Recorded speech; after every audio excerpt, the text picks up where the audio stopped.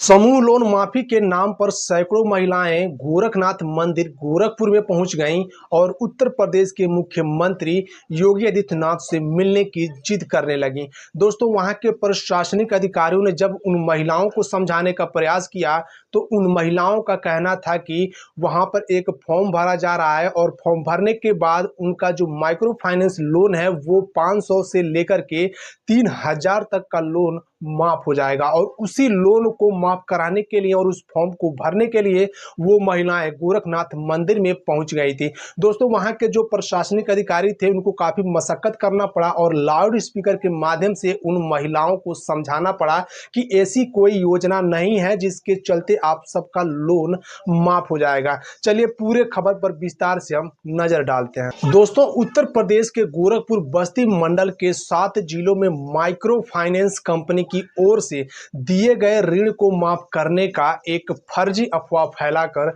जालसाजी करने का मामला सामने आया है। महिलाओं से 1000 और 3000 रुपए के ऋण माफी को लेकर फर्जी फॉर्म भी भरवाया गया है। कर्ज माफी की सूचना पर देवरिया, महाराजगंज और गोरखपुर के कई गांव से महिलाएं सीएम कैंप कार्यालय गोरखनाथ मंदिर में पहुंच गई थी। सोमवार को महिलाओं के एकत्र होने की सूचना पर पुलिस ने गेट के बाहर ही रोक लिया और फिर समझा बुझाकर उन महिलाओं को किसी तरीके से घर भेजा। इस दौरान 2 घंटे तक गहमा-गहमी का माहौल रहा। दरअसल सोशल मीडिया व व्हाट्सएप ग्रुप पर एक फर्जी सूचना प्रसारित कर दी गई थी कि माइक्रो फाइनेंस कंपनी की ओर से दिए गए ऋण माफ किए जा रहे हैं, इसके लिए फॉर्म जमा किया जा रहा है। बस इसी सूचना पर रविवार को भी महिलाएं गोरखनाथ मंदिर पहुंच गईं। अब दूसरे दिन भी महिलाएं पहुंची और उन्हें लगा कि उनका फॉर्म जमा नहीं हो पाया तो उनका ऋण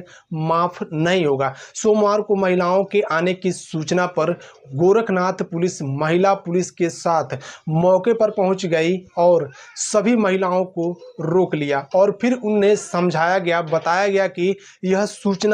पूरी तरह से फर्जी है और उन्हें गुमराह किया जा रहा है। हालांकि महिलाएं लौटते समय भी इस बात को मानने को तैयार नहीं थी कि उनके साथ जालसाजी की कोशिश की गई है। वहीं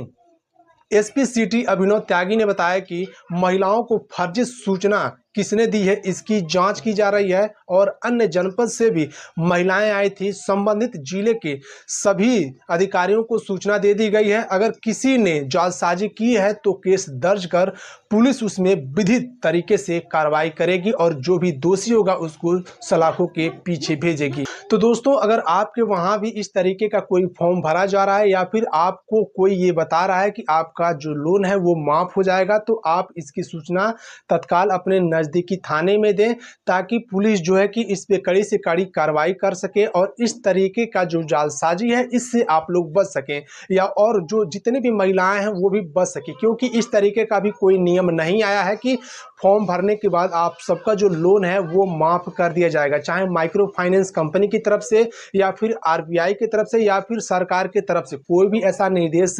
जारी नहीं किया गया है जिसके चलते आप सबका जो लोन है वो माफ हो जाएगा। क्योंकि बहुत से जो लोग हैं, जो महिलाएं हैं, वो काफ़ी परेशान हैं और उनको ऐसा लगा कि हमारा जो लोन है वो माफ हो जाएगा और वो लोग जो कि